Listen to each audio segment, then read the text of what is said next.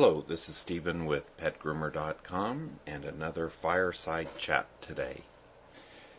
Today we're going to look at an interesting statement, a factor of the business side that affects everybody who owns a pet grooming business, and it relates to our clients. It's so important that it's the key to early and lasting profitability in grooming. And what is that? Appointment frequency. Do you know, I really don't care to know if I was looking at a business to buy it, how much is it bringing in? I know that's important, and we've got to go there. And it's going to be on the financial statements, hopefully. Whatever. They're going to give me some numbers. Hopefully it's in a financial statement, which means an income statement or balance sheets and things like that. You may or may not get that sometimes, but you're going to get some numbers from the owner making claims that this is what the business is making as income. What I really like to know is what I never get to know. I mean, I have to do the work. It's that important. You know, everything isn't dollars. Everything isn't dollars. It seems that way when we work with people and wages, of course. That's what it's all about is often dollars and benefits with employees, but we're not there today. Here we're talking to business owners. And what are we talking about? Appointment frequency. You may have heard other talks that I've had, and I tell you that many businesses, the big stores, the corporate stores, the super stores, even independently owned, kennels, some of the beautiful mega kennels, I sort of call them, in the Midwest you see more of those than you do at least on our coast out here in the West, although there are some. It's all about appointment frequency. And that's what we've got to learn today. Why? Because it's so important to you if you're especially starting a business. If you're just entering the industry or if you've been employed 10 years and you're going to start a business, appointment frequency is a measure of the success of a grooming business. Appointment frequency was one of the reasons that grooming departments were added to those stores, kennels, veterinarians, because some owners have a frequency of once a year. We all know those type of dogs. We have the twice a years. But then again, we all know that there's plenty of customers who do like to have their pets groomed 4 times, and especially every 6 to 8 weeks can be very common for our best clientele. Well, as a store owner, I don't know if they're going to come in that often a year other than maybe to buy food, and they may be buying food at the grocery store and not at my pet superstore. And at the veterinarian, I may only see them if the pet is in dire condition or needs a vaccine or something, going on like this and not preventative maintenance. Well, I want my dogs to be clean and happy, and they're going to be maybe on my top of my bed and sometimes and on my sofa or whatever. There's plenty of Americans like that and people in other countries today, but we're famous for it here in America, of course. Well, we want clean pets for that. Okay, that's foot traffic. That's foot traffic because of what? Their appointment frequency. So appointment frequency is a draw from a marketing perspective. It's very important from a owner's perspective. You've got a business plan, I hope at least, or you've at least done some projection numbers on your own without doing one formally and saying, I want my business to earn, let's use the easy number, $100,000 this year, even maybe $50,000. I just want my business to make $50,000 this year. In fact, I'm going to give an example. let's use I got a number, $64,000 question. How do we make $64,000? That's the question. Okay. Well, everyone doesn't get there the same way, even when they're charging the same price. Of course, first thing, it's logic. You'll say, well, here's Sally, there's Ann. They're both new businesses. They're both out to make $64,000 a year, gross income, rung up on the register. Does that make sense? The gross sales of services. Okay. And they're both going to charge the exact same prices, so we won't let prices get in the way of appointment frequency as being the factor, because it is the factor, not the prices. They're both going to charge, let's say, an average of $40 per grooming if you average it out at the end of the year. So I go over to Sally here, and Sally says, I did a little homework, Steve. I followed your formula. I filled in the blanks. I hate story problems, but I did one. I figured out a way to make $64,000 on the register for my gross sales in the next year. I'm brand new, and here's what I came up with. I'm going to use the average service fee of $40. I figured my clients are going to come in for services, and we're going to assume here they only have one pet, 8 times a year. That's pretty reasonable. That's a customer that comes in every 6 weeks is coming in how many times a year? 8.66? Yeah, 8.66 times a year. So we'll throw out the 0.66. I don't know. Get rid of that. Let's use easy numbers. 8 times a year. So I've got to turn 8 visits a year per customer, per client. Because definitely if they're coming in that often, they're a client, not a customer. And I'm going to create 1,600 appointments. Because, look, if we take $40, our average service fee, divide that into the goal, $64,000, what do we have? The number 1,600. Let's go over that again. Write this down if you want to and follow. It's not going to get much more complicated than this. Our goal is to make $64,000 on the register the first year of a brand new business. The average service fee is going to be $40. Well, I'll divide $40 into the $64,000 goal, and I come up with the number 1,600.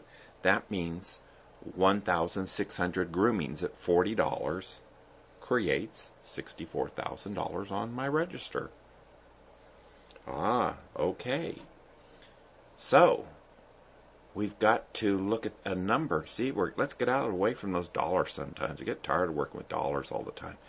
Now I can figure out how many customers does it take to create the demand for 1,600 grooming appointments. Well, that's not so hard if you bring in appointment frequency into the picture. You've got to really think about it. And the career seekers or if you're a groomer that's never done a business before, this is a critical factor to understand. We don't always work with numbers. We work with units of services. We're not selling units of retail or so many beds, so many bags of food. We're selling so many groomings, 1,600 groomings. But it's not going to be 1,600 customers. Don't get lost there. No, they come in more than one time a year, right? Of course. What's your frequency average for your business? So Sally over here says 8 times a year. They're going to come in roughly every 6 weeks on average. That means, yes, some are going to go 10, 12 weeks, but I also have some that be every 2 and every 3, every 4 and every 5. that kind. So it averages out to about every 6 weeks, and that's about 8 times a year. So, why Sally, doing her story problem, as much as she hates it, says, that's right, I'll take the 1,600 appointments, divide it by 8 times a year, divide it by the times a year, 8 visits a year for a grooming. So 1,600 divided by 8 is 200. Now, isn't that marvelous? You just did. If you captured that, you're ahead of most groomers today, because if I go to most groomers today, and I do say, you have, how many clients does it take if you charge $40 average to create $64,000? How many clients do you need? What's your goal? We have to have goals other than dollars that we can measure easily. I want to be able to just, go to my software and say, how many clients do I have? I mean, that's really quick for a computer software to put that out. Homemade software, for groomers can do that. Very easy. Oh, your count is, well, Sally over here knows. Let's recap. 200 clients that come in 8 times a year will create 1,600 appointments times $40 will create $64,000. All right. What about Anne? Now, Anne, she's uncertain. She really, perhaps, is a little bit doubtful, doesn't really have all this management side down, and wants to be conservative. Nothing wrong with that. She wants to be conservative. I encourage conservation with your numbers. I'd rather you blow yourself away than putting yourself where in disappointment because you charted out you're going to be incredibly over here, just stellar, and you have barely got out of the atmosphere yet. Okay, so let's not go there. Under promise, over deliver, even to self, not just the bank and investors. I hope you understood. That's a very important statement. So Anne is going to say, I'm going to be conservative, and I'm going to say that my clients will only come in 5 times a year. Sally, yours are 8 times a year. Mine are 5 times a year. Because I feel really certain that I can do that. I that rests with me. See how it gets down to your feelings and your comfort zones. Okay, I'm all for that. What suits you at your present level of ability is fine, and so we'll go with being conservative here. What happens is that Anne, though, is going to have to get more clients. Look at the appointments, what's going on here. Anne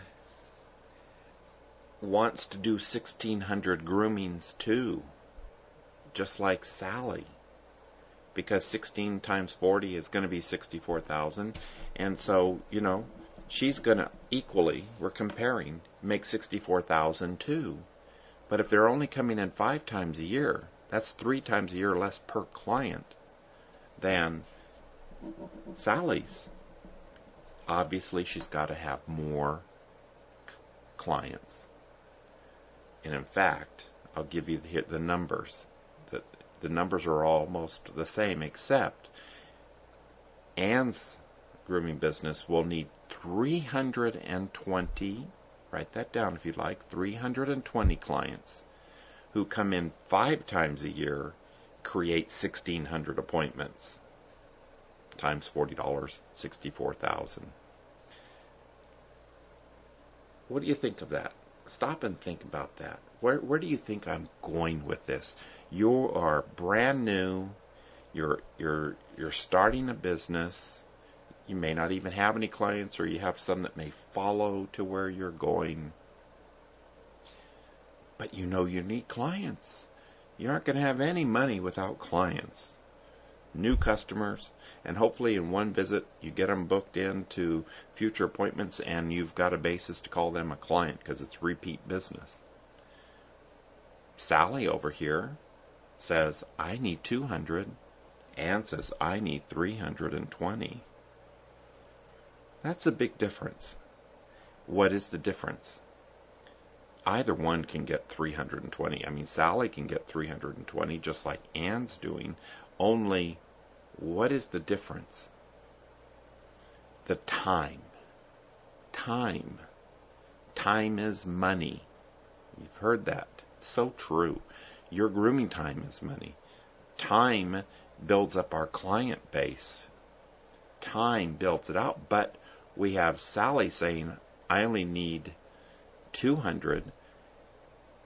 Ann needs 320. It's going to take more time for Ann to build that up. And why? To the same 64,000. She needs 320 clients. What's the key factor? What did we say this whole chat's about here tonight? Appointment frequency. You see, Ann said they're only going to come in 5 times a year. Sally said they're going to come in 8 times a year. Wow. That's not unusual. I mean, Sally's not going to be extraordinary in that she did that and others can't do it. There's a lot of mobile groomers that have every 6-week customers, so I'm not going to try to ever prove a point with you with things that are out of the norm. I don't do that. That's not fair. So, appointment frequency is a magnanimous factor. So much to this point when in my parents' salon, which of course became one of the world's largest, we analyzed, without the aid of computers, do you know back in the 60s, 70s, 80s, there were no PCs hanging around everywhere in places, so we're scratching our heads and we're using paper and pencil and slide bars. What do you call those slide bars? Whatever those were, slide rules, to try to, let's work this out. So it became appointment frequency a marketing goal, but we studied our clientele with the figures. Sometimes a receptionist would, help when they had a free break to just, let's analyze our people today, and how many are every 5 weeks, and how many are every 4 weeks, and how many are every 2 weeks, and how many are every 12 weeks, and how many are just those wonderful once-a-years. I mean, let's break it down and see where it's at. What can we do to get them to come in more often? And there's only one answer for that. Of course, wonderful grooming. Let's leave that out.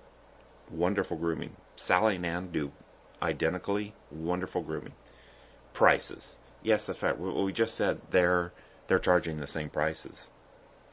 It's appointment frequency that matters here. What can we do? It's that important. Someone's going to fulfill their business plan. In fact, I think Sally, with that reasonable 8 times a year, if she works on appointment controls and management, is going to be making a lot more money in her career than Ann, or certainly reaching there a year sooner. All because of one factor, appointment frequency. I don't know, does that really hit home? To be somewhere a year earlier when you've maybe given up a job making $40,000 a year to become a groomer, or, it's everything. So there's a time when as much as I love the hands-on, the grooming side of things, I better learn some of these business principles. And how can I do that? How can I be the groomer but also learn? That's what we've been about, is helping groomers to look at these numbers. It doesn't get any more complicated than that. But what you're offering. Appointment frequency comes out of one factor: client relations. It's client relations. Part of a client relations program, and everyone should have one written out. Don't have one, buy from Problems to Profit, save yourself time, and there you go. There's your starter. You can embellish it all that you want, but get started, because it goes into everything with some genius ways. With that AB, we call it the AB, Courtesy Appointment Scheduling Program, Preferred Client Program. I teach that in a full 8-hour class, 7-8 hours. And I'm telling you, the people started to get it. It's that important.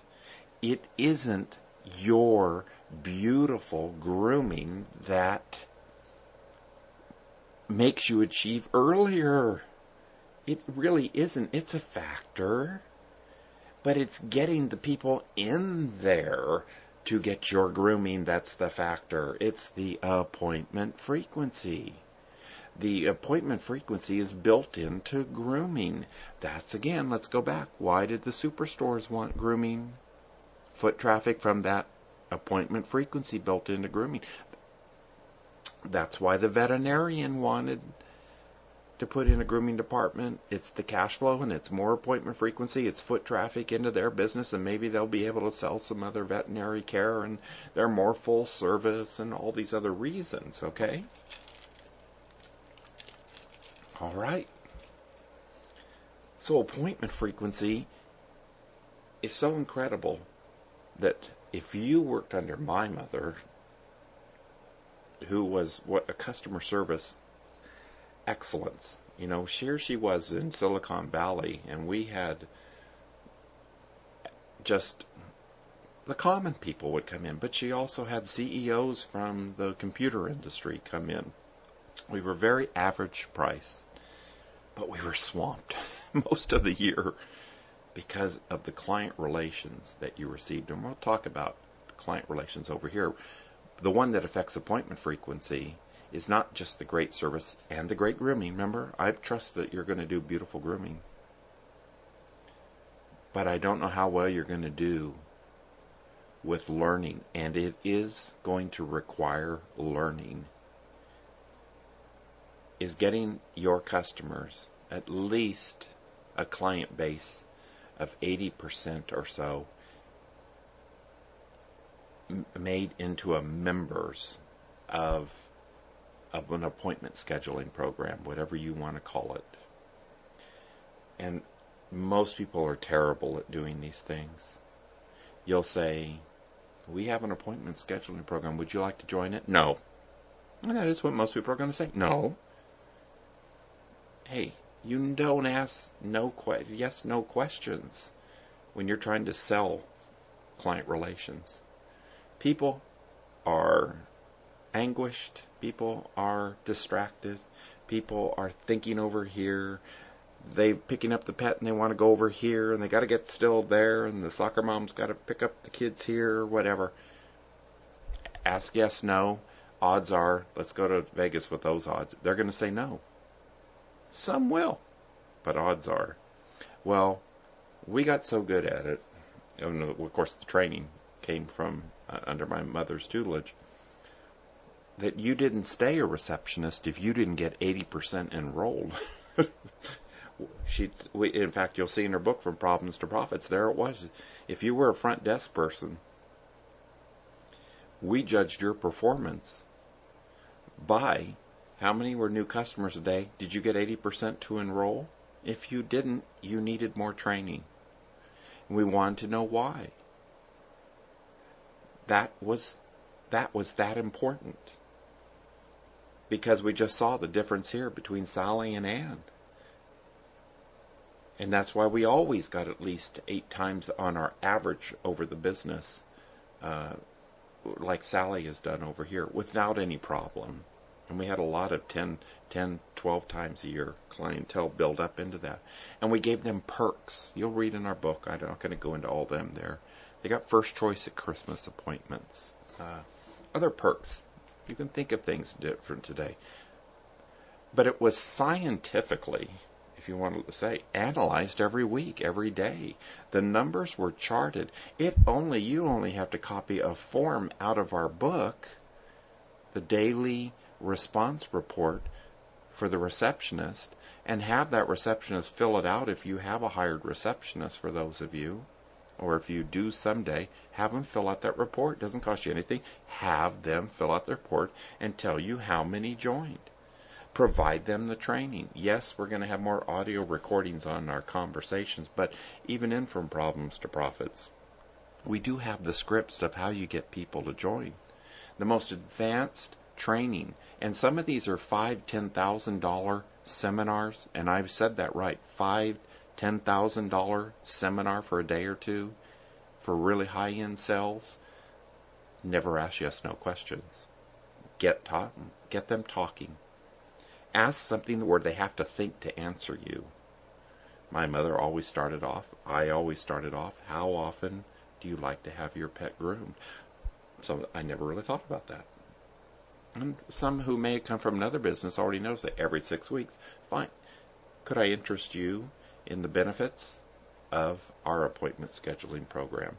And we had the flexibility. Again, we're not talking, some people know, standing appointments. We had the other alternative, very popular.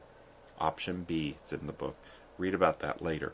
What this did is, the point is, it maximized appointment frequency.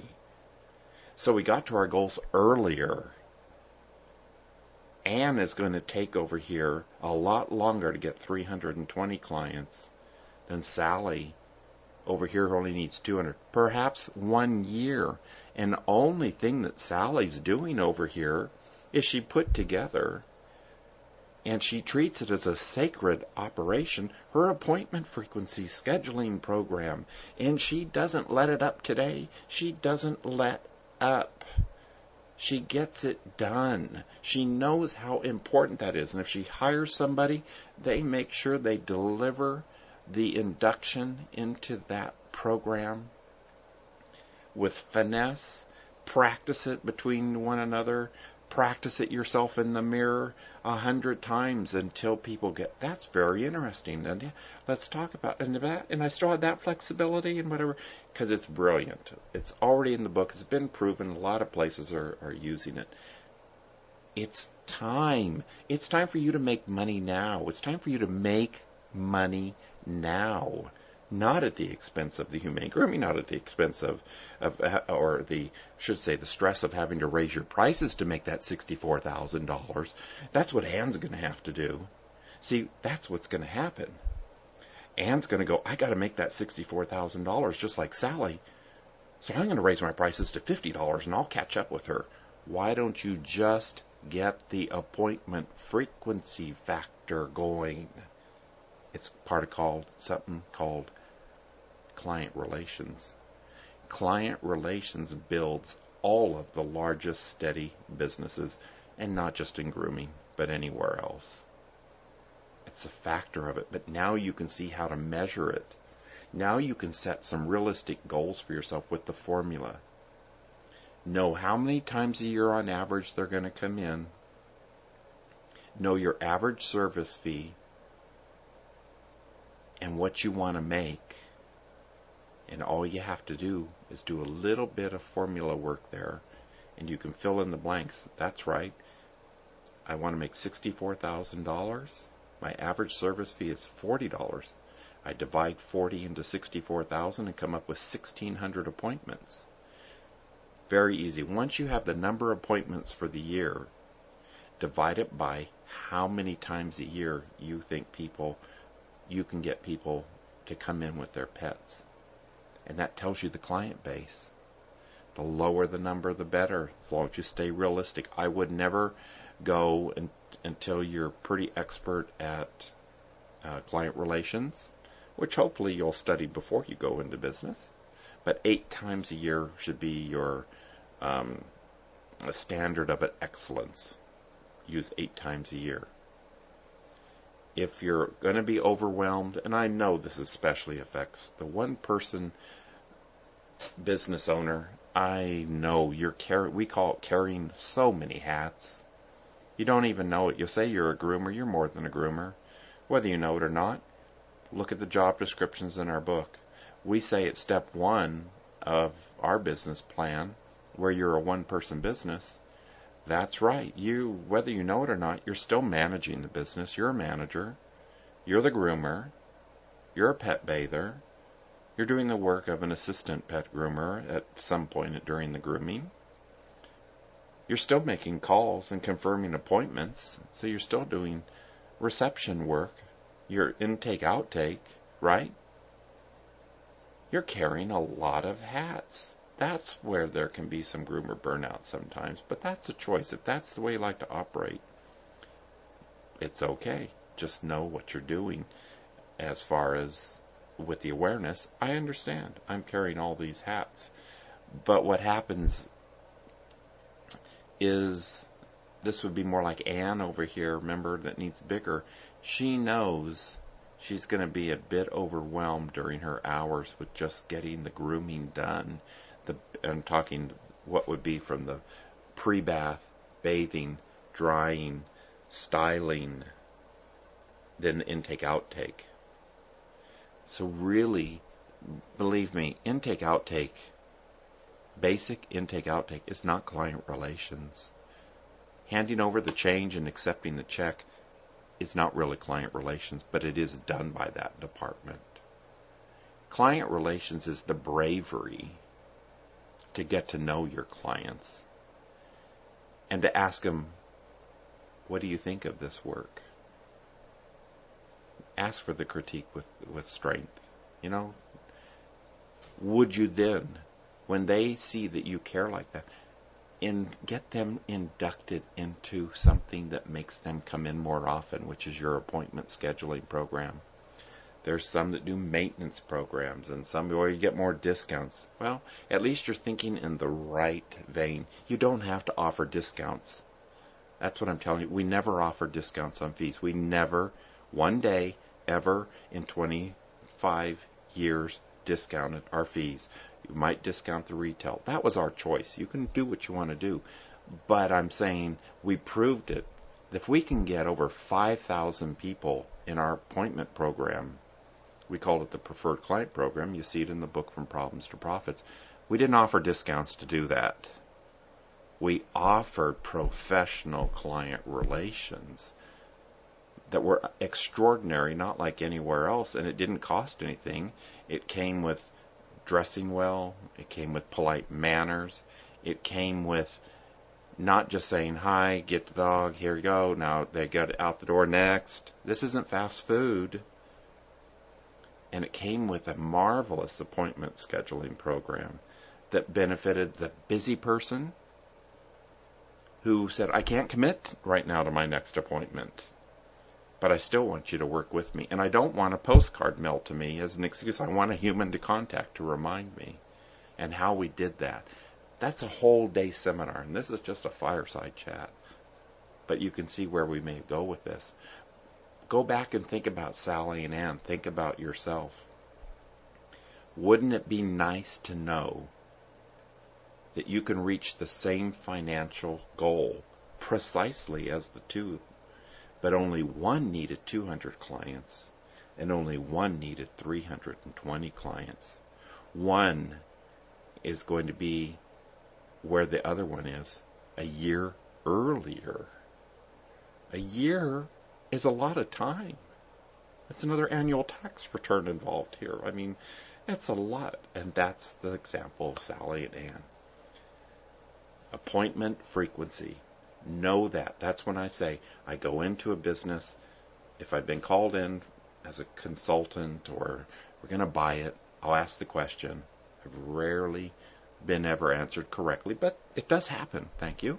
It does happen. And they'll say, oh yeah, 80% of my clients come in every 6 to 7 weeks. That's fantastic that I got that answer. I bet this business is run really well behind the scenes on the business side. And usually the ones that are run well on the business side, they didn't discount the quality of the grooming. It's probably really good over here too. Don't fall into those prejudices. There's tons of prejudices that are self-defense, alarm.